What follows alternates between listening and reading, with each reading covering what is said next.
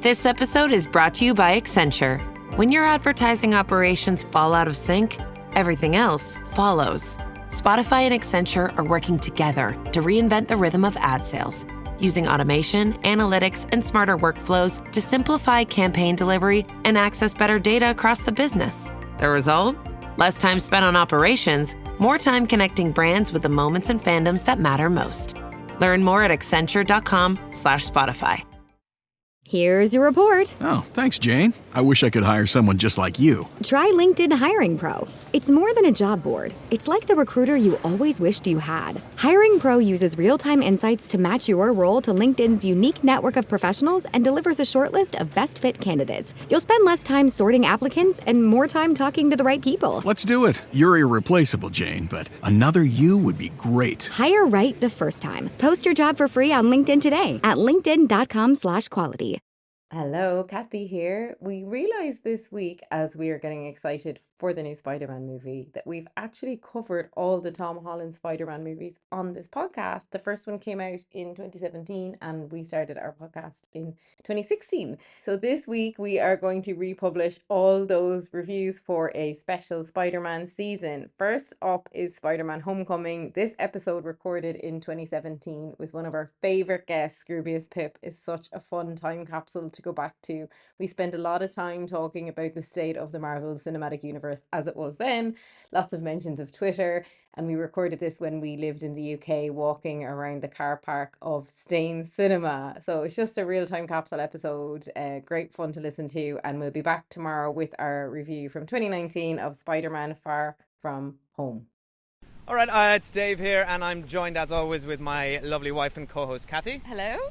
And we have a very, very special guest star for our 60th episode. It is podcaster extraordinaire Scroobius Pip. Hello. Yeah, welcome. I'm excited to be here. We're Thank you for having me along. To have you here, and thank you for driving all the way out to Staines. Yeah, well, you know, it's always exciting to see the different food options and seating options at different cinemas. So I'm always up for the.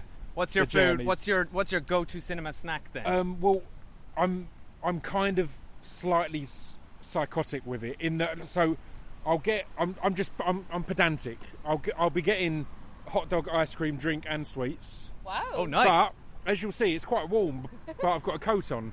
That's for carrying. So the chocolate goes in the pocket, the straw goes in the pocket so the ice cream can go on top of the drink.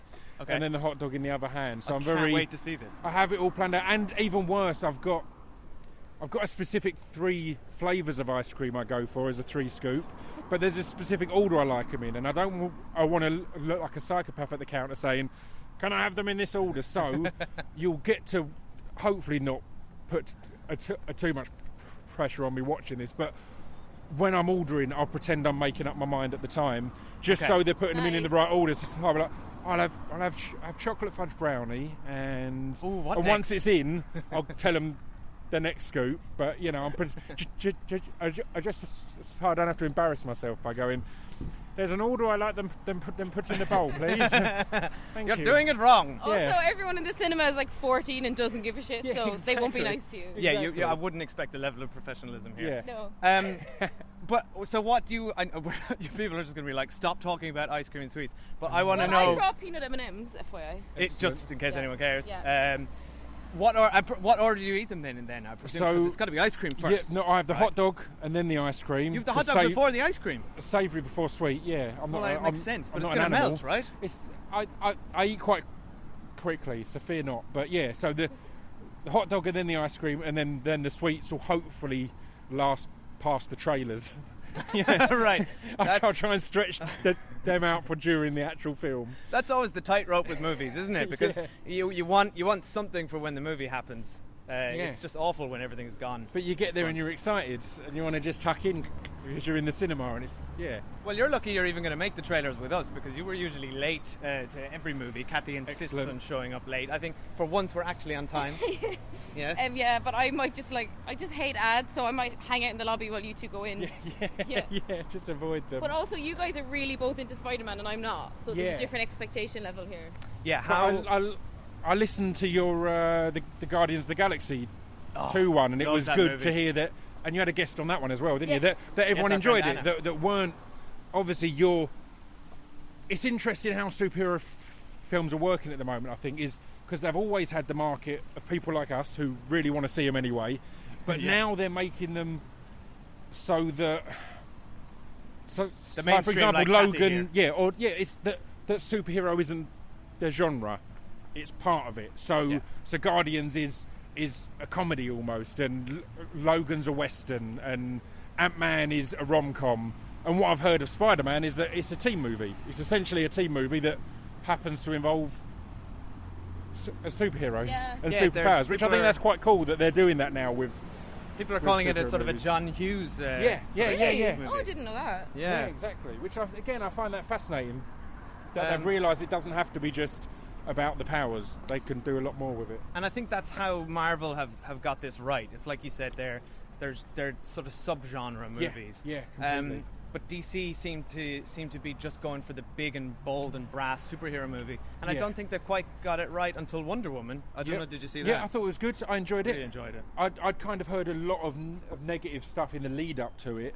So I went in with low expectations. And then obviously everyone's raving about it now. But yeah, I thought it was really good. But I think I'm worried about DC because there's no motivation for them to make good quality films.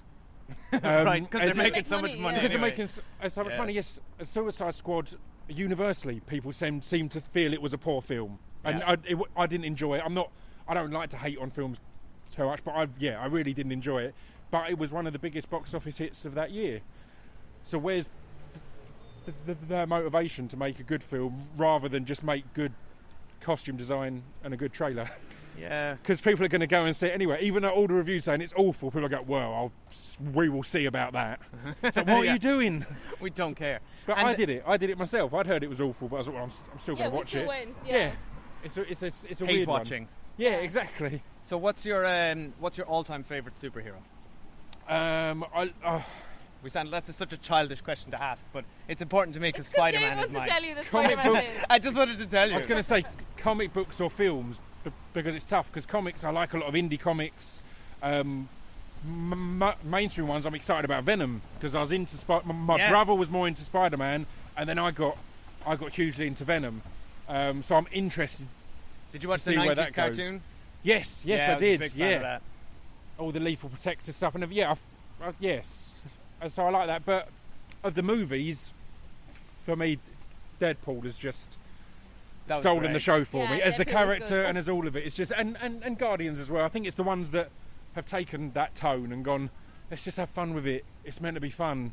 Like, we're meant to be enjoying ourselves. We're at a good place, really, aren't we, in superhero movies? I just hate when they take themselves seriously. I have to say, I wasn't actually going to come to this movie because I have sworn off Marvel movies at this point. Yeah. But then you said you wanted to come to this movie, so I came. I won you. Thanks, Pip. Dragged you along. Yeah, well, hopefully it'll be a good one. Well, I hope so because it's like 92% on Rotten Tomatoes, right? Like everyone's saying it's good. Yeah. And I do have to say, right, what a good wife I am. Because when we were on our honeymoon in Thailand, like 3 years ago, I went to the cinema with Dave to see that shit-ass Spider-Man movie. It was the Amazing Spider-Man 2 that Jamie Foxx was Electro one. Yeah. So I left our luxury hotel to go to watch that thing. Yeah. And that was when I was we like, were I'm just done happy with to get into Spider-Man. the aircon at that time. Oh, was that the one where they rammed in like some extra villains at the end? Which killed me because, again, I'm a big fan of the Spider-Man comics, and it felt they'd ruined Electro already, and then going, we've got 10 minutes. Oh, we can ruin Rhino for you, everyone. We've got enough time. And it's like, just leave me that actor at from least. Sideways? What's his name?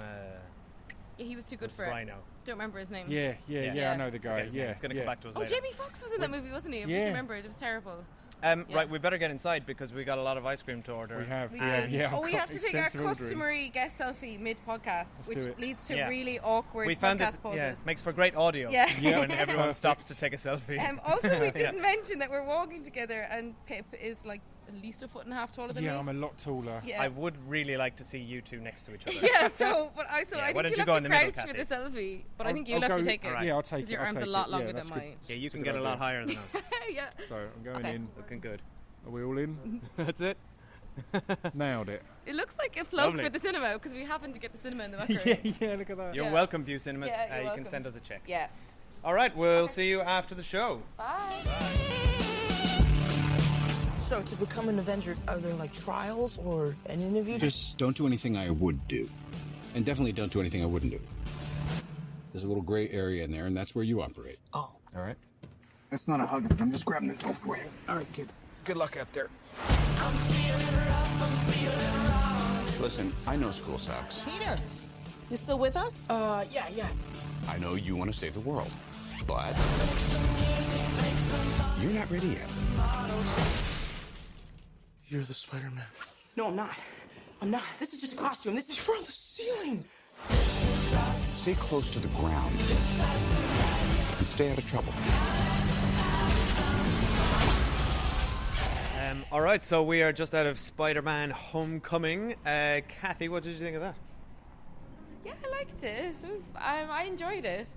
This always happens. You Yeah. you never want to go to the Marvel movies, Yeah. and then you always like them. But I enjoyed it, and I thought it was interesting. You had said that it was like being billed as a teen movie, and it was a teen movie. I wouldn't put comparisons next to John Hughes, but I really enjoyed all that stuff, and I enjoyed like kind of the little in jokes around like Captain America and things like that, and. Yeah, I really liked that Michael Keaton was in it, and I really liked the lead of Spider-Man. But by the end, I did get really... This always happens to me. I found the action sequences at the end quite dull, and I was just kind of... I wanted to get back to the story of Peter and his school and his classmates. I wasn't invested in the big action plot. And also, what I really liked about it was it wasn't another Spider-Man origin story, because I'm sick of watching his parents die and his uncle die. So I was glad not to see any of that. So yeah, overall, I think it's good, and it is a good teen movie. Pip? Yeah, I mean, I've said for years that if we're going to keep rebooting stuff, we need to walk away from origin stories. Yeah. And they did that great here. It came up in conversation between him and his schoolmate. That's kind of, do you know what I mean? That was that was the amount of origin story there. But in general, yeah, I thought it was good. I was impressed with how effortlessly they switched from teen movie to action plots and storylines. I felt...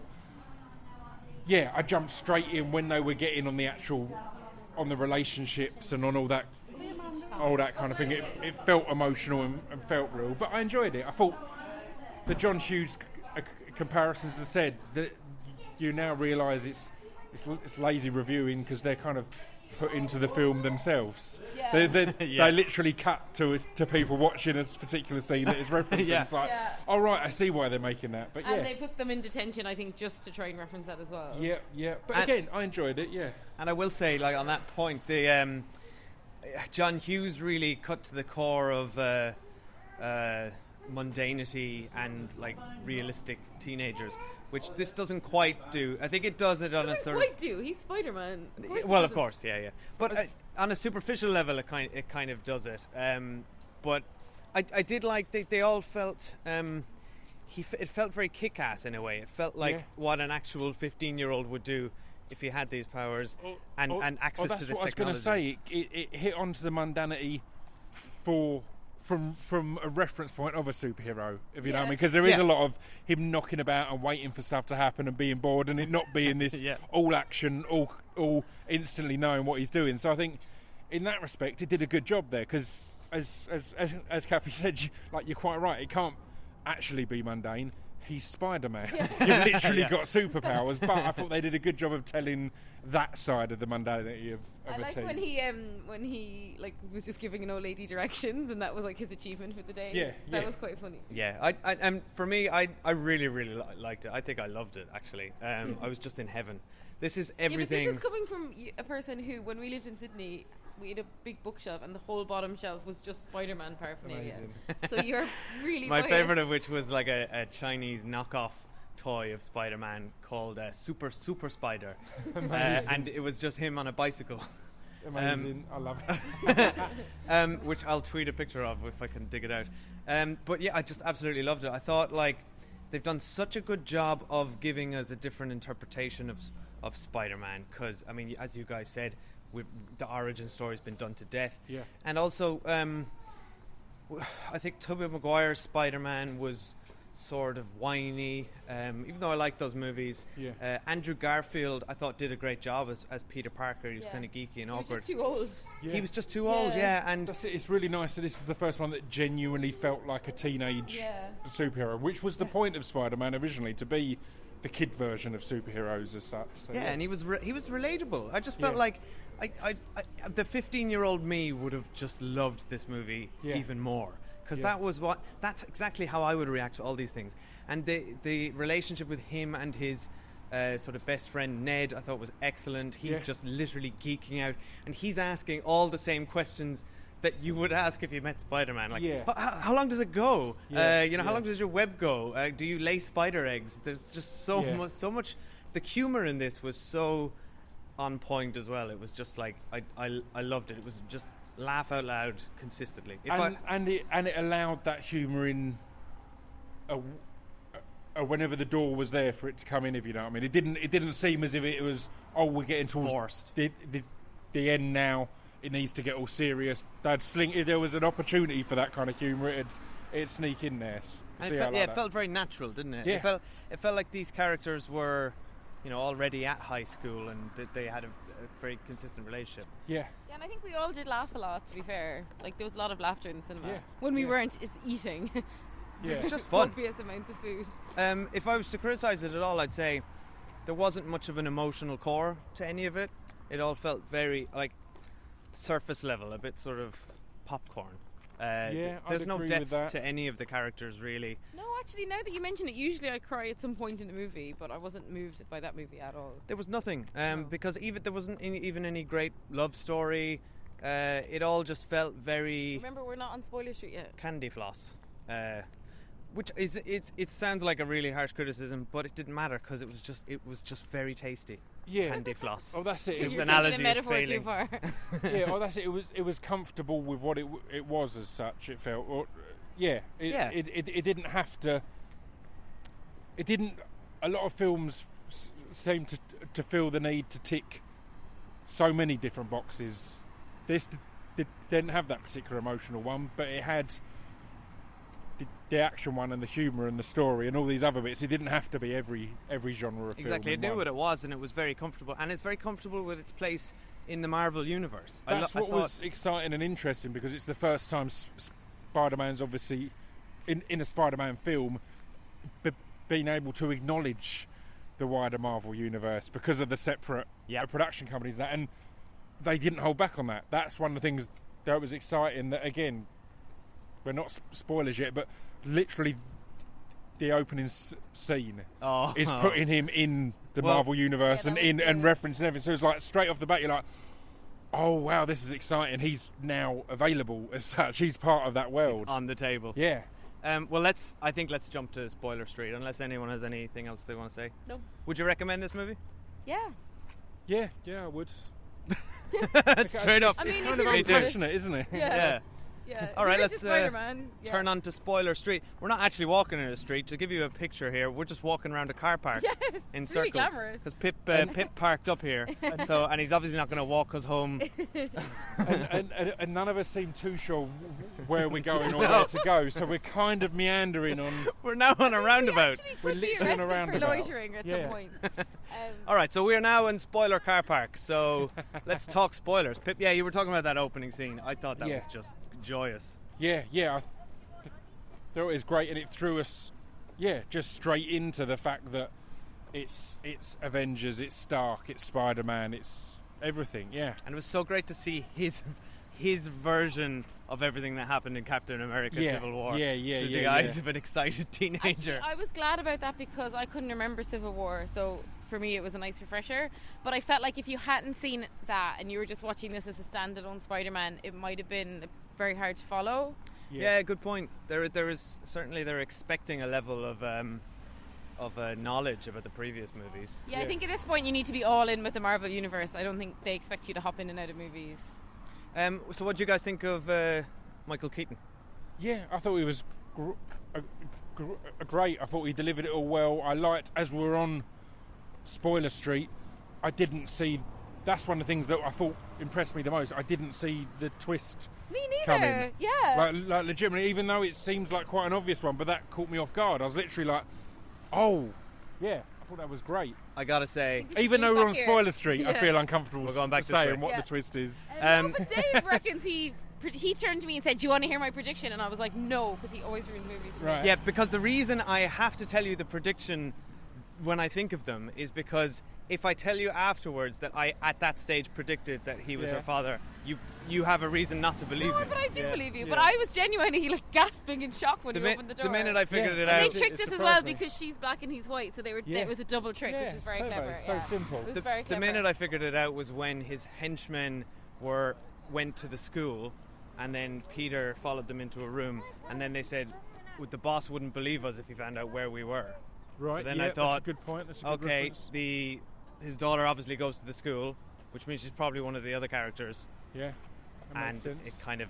So now you're just gloating. I'm just gloating. This is the worst humble brag ever. Terrible. I didn't I'm so get smart. that at all, but thoroughly, I'm delighted I didn't get it at all, because I feel the enjoyment of that shock was would have been cheapened. I'm the real loser here because it didn't work on me. Because I haven't seen like a trailer for this or anything. I was shocked that Michael Keaton just wasn't his Birdman costume. Yeah, I didn't realise that's what was going to happen.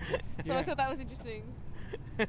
He seems to be pretty. So he's been operating in this costume for like 8 years now, completely under the radar. So it's not actually that impressive. He has not been doing much. Yeah, but I guess they've got bigger fish to fry, don't they? When there's like big aliens invading and all this kind of stuff. So I like that. I like that in this world, he would be under the radar because there's way bigger threats. And they framed it up nicely with Peter Parker being, as they reference, obviously the friendly neighbourhood Spider-Man at that lower level. So it puts the criminals at that lower level as well. If you would have superheroes that aren't quite up there with the top guys, then you're going to have supervillains that aren't quite up there threatening the world. You're going to have ones who are doing bank jobs rather than trying to take over the world. Exactly. You know? So it's quite nice. Featherweights. Yeah. Exactly. Featherweights. And what did you think of Peter Parker? You know, his kind of burning desire to be a superhero, causing undue damage and harm to people, like in the Staten Island ferry and in the bank and stuff. I thought that was interesting because that's a wider issue with the Avengers universe where they just cause like needless destruction all the time. Yeah, and Peter Parker was doing that too. I was amazed at their restraint in the first ever Spider-Man film to not use the iconic Spider-Man quote of "with great power comes great responsibility." But they instead showed it visually, and that was it in the ferry and things like that. And there was numerous different bits where they taught that lesson without shoehorning in the classic quote. The flashback to Uncle Ben. They didn't even mention Uncle Ben's name. No, once. they didn't. But I like that it was subtle because he just said something like, Aunt May has been through too much lately. Yeah. And Aunt May's hot as well, so that was unusual. Yeah. That was cool. I liked their relationship. I thought it seemed really natural and nice. Yeah, I agree. Although she was a little bit too happy for someone who's recently lost her. No, we don't know how recently though. That's they true. could have changed the origin. Could have been a while back. Also, do you begrudge a grieving widow joy? Yes. If I die, then I expect you not to be having sort of a witty banter with your nephew. Okay, right. If you don't I mind. just refuse to speak to my nephew. Do you have a time scale on that? It has to be 2 years good of misery, point. at least 2 years of misery, and then you can start mild banter. 2 years on the 3-year mark. On the anniversary of my death, you can start having some quips. 5 years. Fully jovial. Just go to town. You're in. If I looked as good as that, I'd be pretty happy. But occasionally, I want you to look mournfully at my picture. Okay. And then have a flashback to that moment when I told our nephew about how his powers need to. Okay. And what do you think of Donald Glover? I think he was such a shit role for him, given how big he is now. I thought it was a great, a little. Again, that was another spoiler I didn't know about because the rumours right until. Tom Holland was announced was that Donald Glover was going to be Spider-Man. Oh yeah. So they were major rumours because the latest incarnation of Spider-Man in the comic books was black, and he's a massive comic book nerd. There was for ages, and in fact, in some of Donald Glover's stand-up, he references the campaigns that there were to make him Spider-Man and all that. So I thought that. I enjoyed that because it was like, right, obviously he's not. Why he's in it then. Yeah, it's purely a nod and a reference to that, I assume. Oh, that makes sense. Because I was thinking, because he's so famous now, this character's going to be bigger, and then it was just like nothing. Yeah, he just isn't a character, he's but just a I think he'd throwaway. have been too old. We'd have had the same problem with him as Spider-Man. Yep. Yeah, he's a little too old him. for Spider-Man now. Yeah. But he's Lando Calrissian now. Like So he doesn't need Spider-Man. He's kind of on the map. That's what I was thinking. You're going to star in the next Star Wars movie, and you've got like a big part in this, but now that makes more sense. He could have done better. So I think that was literally that. It was like he couldn't have had a bigger role because, again, if at his level now, You're either Spider-Man if he's or not you're Spider-Man, he's not in Spider-Man. Yeah, you know what I mean? He's Yeah. exactly that. Yeah, So why would you bother? I kind of I like that as a little. It caught me completely off guard. I was like, what's going on here? This is odd. But yeah, it was quite a funny scene as well. The interrogation mode, his sort of Batman voice. That was really. I loved all the stuff with the suit. I thought that was really funny. That was excellent. Yeah. And I like that they wove that into the narrative of his character, because it was him not being ready. It was literally the metaphor of the training wheels. Yeah. And Tony takes the suit back off him, and he has to go back to his. But then then I they was kind of hammered it confused. home a bit at the end when he was staring into a puddle. And we That was kind of we got the ridiculous. visual metaphor, Yeah. but they had to have the the voiceover. Oh, the That voiceover annoyed killed me. If it. you're nothing without the suit, you don't deserve the suit. Yeah. We get I it. was confused because at one point he's in the car park and Birdman's henchman is in there and he drops like some sort of web thing, and then he seemed to have no web at all.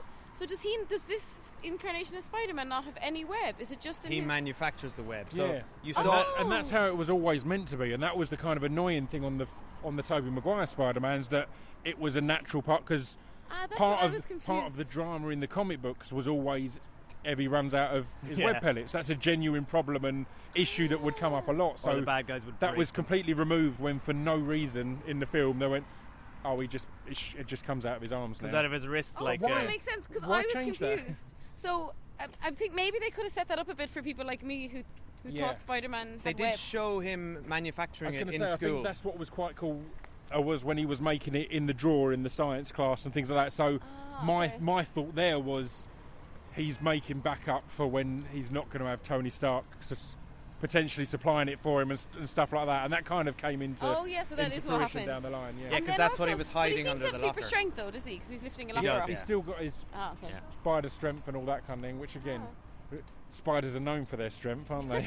yeah. Yeah, oh yeah. And like at There the was end, a massively strong one in our bathroom the other day. He was bench pressing a he bar of lifted soap. himself out of like what I would say a car park that collapsed on him. Yeah. Yeah. And I thought, really? Yeah, because he gave himself a motivational speech. Yeah, he That's what did. I do at the gym. He said, "You can do it, Spider-Man." And what about the He had a good think girlfriend? about What do you it. think of her character? She was fine. I mean, she just didn't. She didn't really have a character, did she? That was it. It was hard. As a Spider-Man fan, it was hard to engage with a lot of his classmates and characters, because other than Flash, none of them had names that you know are No. big characters in the thing. And Flash was interesting because way down the line in one of the Marvel universe strands, Flash actually ends up becoming Venom. Oh, he becomes an astronaut. Is that Yeah, it? he's a soldier and an astronaut, and he loses his legs, and then he ends up getting Venom, and it's one of the incarnations where Venom is a hero as such, and he's working for the government and so on and so forth. So when Flash came up, I was like, "Oh, that's interesting," but there was no. This guy Gwen- seemed like just a one-trick sort of. But he was villain, just like, didn't it didn't make sense to me in the classic American teen way. If he's like the bully of Peter Parker, but he's also like a math lead and a geek. I thought that with all of them, like Yeah. the girl he was after as well was The hot senior beautiful, is the- but yeah. also a mathlete and a geek, and Yeah. so on and so forth. So it felt like all the high school world was shrunk into a debate team. Into Yeah. the So decathlon. within the education decathlon, there was the jock, the pretty Yeah. girl, the geek. It's like, right, no, that they wouldn't.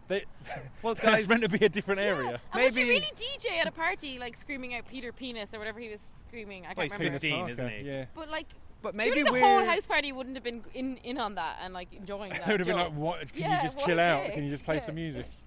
Maybe we're the ones who are out of touch. Maybe this is what Yes. Gen Z schools look like now. Yeah, just All the everyone's cool a geek. kids are on the decathlon team. Yeah, I thought I liked that it wasn't the same. Like I'm sick of. I can't remember. Is it Mary Jane? Yeah. Oh, but Yeah, that was the I was big sick of reveal that. at What the was end. interesting at the end was She's her MJ. name's Mary Jane, but the girl at the end said, "Oh, my friends call me MJ." Yeah. Oh my god, I missed that. Okay. You Oh, missed is it. she I was potentially- thinking You're Michael paying attention Jackson. to this movie at all? Michael Jackson. I didn't think that was her name. I just thought, oh, MJ's a weird name for a girl. Oh, because That's she did why she seem to dropped be, it like a terrible dialogue bombshell. She did seem to be kind That's of why looking at him. She winked at the camera as she Yeah. said it. Yeah, she did. Okay. But my and friends call me MJ. Yeah, okay, I missed that. You see, I guess there's a lot in this movie that I missed. Like, if you're not into the comics, they obviously reference it. There's a lot of little references, but they don't really matter. Like the Shocker is a famous Spider-Man villain. I enjoyed the first incarnation of Shocker in this. His jacket was a reference to Shocker's the yellow arms outfit, and all that. I thought that looked good, but yeah, I don't know. I felt in previous ones, if they've not gone all out on a character, it feels like they've done an injustice. In this one, it didn't feel like that. Yeah, like Shocker felt all right, and it felt as well that anyone can become a Shocker. Potentially, because it's just the kit, it's just the tech. Yeah, and I like when he said to Michael Keaton, like, I'll tell your wife what you're doing, and Michael Keaton just kills him. So it's like, all right, never mind then. But they even found a gag in that. Yeah, that was funny. Like, whoever, I thought this, we looked at who wrote this, and there was 6 people on it. Which is usually a really bad sign. Generally, but actually it felt very tight. Like, there's a lot of Chekhov's gun moments where we see there's a lot of technology in this, and there's clever ways that they show us how it works. So the guy who's inventing all the tech uses the purple goes through walls thing to get a beer out of the fridge. Yeah. And that's how we're introduced to how that works. Yeah, exactly. And I then, like all that. Did you notice all of Spider-Man's different web settings that he used all got used later on in action scenes? Yeah, that's a good point. And it all is he gave the suit the kind of control at points as well, didn't he, and things like that. Yeah, but Karen. Yeah, that was fun. I loved the scene when he was trapped in the warehouse. Do you know what it reminded me of? Did you see that? Alan Partridge. Yeah, Niles. Did you see that? When he was in the Tesco. That exactly reminded me of that scene. But yeah, I think it's funny. We don't have that much to say about this movie though, because as you said, it's like really we've been talking for like 20 minutes. Well, yeah, but it's enjoyable. It's relatively surface level. It's relatively standalone. It obviously pays well to comic book fans. Yeah, it's a pretty overall a good movie. I think it's they're touching on the 6 writers. I think the superhero movies at the moment, and I think it's really hard to make them as good as that. Yeah. If that makes sense, and just knowing a few different people who've either worked with Marvel or DC on the writing side, because now that Spider-Man's in the Marvel universe, that's gonna have to be storyline cleared by the people who are working on the Avengers film, by the people who are working on the Thor standalone. Do you know what I mean? There's so many people that are gonna have to have some input in that, so that it doesn't cross over. It kind of makes it amazing when it is a success that stands alone, that is witty, that has got nuances, rather than just I think we've written it and not messed up any of the other films that are coming out. I know I haven't seen Batman vs Superman, but you know the way it sounds like in that movie they were just banging out plot or whatever. Yeah. And they did all tie together. Like at the end when Michael Keaton came back into it, I was like, as we said, genuinely shocked. Maybe not a lot of people were, but they did tie all that up. And as you said, the clues were there, but they were very subtle, which is unusual in a movie like that. I mean, should we mention the post-credit? Oh yeah. So the first one was a massive letdown. I thought it's kind of a pointless. It didn't add anything at all. Like as you said in the cinema, I think it felt like just a scene that they hadn't had time to put in, or they'd cut. They'd cut from the film and then went, we'll sling that as the. Do you think they do that? They go through the deleted scenes for the post-credit sequence. Or what should we sling in? It just felt so irrelevant. Let's talk about the second one, though. The second one was great. Clever. They trolled us badly. Yeah, they did, and we were like the freaking losers sitting there waiting for this. And everyone kind of have laughed at it though, and laughed along with it, because it was like, no, you're. It's very referential. It's very. It had been foreshadowed throughout the film. Yeah. Because they were repeatedly in there. It's the training. I did really enjoy that in the movie, like when their PE teacher shows them a Captain America video in the detention centre, and then someone says, I think he's a war criminal, and then they kind of leave it at that. Yeah. And he's facing the wrong way. This is kind of an outside of it, but did you see the great thing at the premiere for Spider-Man? Because the PE teacher was played by Hannibal Buress, who's a great stand-up. I'm a big fan of him. Oh yeah, totally recognised him. He couldn't make it, so he sent a lookalike to the premiere, and genuinely there's footage of different news companies and that interviewing him and saying, so how was it to work on this, and he's answering, and he has got a guy who looks quite like him and can do an impression of him, and literally he was just cracking up and retweeting these posts of interviews with Hannibal Buress when he's like, I just wasn't in town, so that's really funny. I said, look. Speaking of premieres, are you okay if we tell the story about our first attempt to meet up.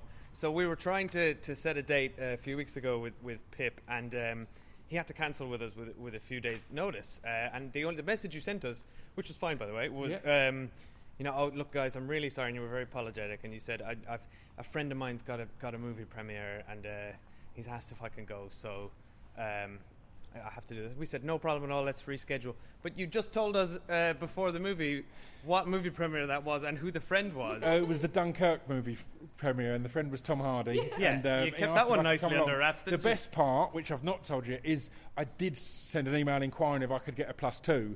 Because I thought, how good would our cinema be if we'd gone to that? But I couldn't get a +2, so I was like, right, okay, I'll just reschedule. But I thought that would be the funniest of episodes if I'd emailed you saying, look, I can't come to Staines, but can you come to the world premiere of Dunkirk? And then we'll talk about it afterwards. We'd be like, no, listen, it's just that we really love Staines. And so we like walking around the car park. So this is the glamorous side of podcasting right here. Oh my god, that's so funny. And you'll have to tell our listeners where they can find more of your work as well. Yes, so I've got my podcast, Distraction Pieces, and I've had loads of really good movie guests on, from Simon Pegg to Paddy Considine to Nick Frost. That's not very far, is it? That's pretty much saying from. It's literally they're looking across the room at each other. I've had Sophia Batella on and loads of really good people. That was a great interview. Yeah, it was one of my favourites. And you can find me on Twitter at Scroobius Pip, and it's the same on Instagram and all that kind of good stuff. Just Google is easiest, really, isn't it? That's right. Well, you've got a nice distinctive name. Yeah, exactly. And we are at The Cinemile on Twitter. We're at thecinemaile@gmail.com. And go like us on Facebook. Yep. Nobody says that anymore. Like us on Facebook. I work in social media. I should know that. And leave us an iTunes review. Yes, please. Like, helps us get discovered. Yeah. Pip, thank you immensely for coming out all the way out to Staines. Massively appreciated. Thank you for welcoming me. It's been a delightful trip. Because we would have come to Essex. We just would have done it by public transport, so it would have taken a few hours. Yeah, that's it. I was like, I'll drive around there. It's all right. We'll have a nice night out. Yeah. And I hope you enjoyed your ice cream. You certainly look like you did. I did. I enjoyed my 3-scoop ice cream, my hot dog. I mean, you had a little hot dog preference. I will reveal now, because we were saying how much detail I went in at the start, and then we realised that when we got in there, I'd left stuff off. So there was even more. So with my hot dog, the guy was like, "Do you want any sauce?" I was like, "I do. I'd like ketchup, but can you put it in the bun and then the sausage on top?" Because it's a moustache thing. If you've got the ketchup on top, you bite into it and it all goes into your moustache. Whereas if it's hidden under the sausage, you just get it in the mouth and you get the flavour and goodness. So I feel like you're speaking from experience. Man. I've got so much specifics with my cinema eating. But you were so subtle with your ice cream. You're like, I'll get a scoop of cookie dough and then I'll just stand here while you put that in. The best part, I mean, you took a picture of my holding technique. Oh yeah, I'll put that on Twitter. And I went to see.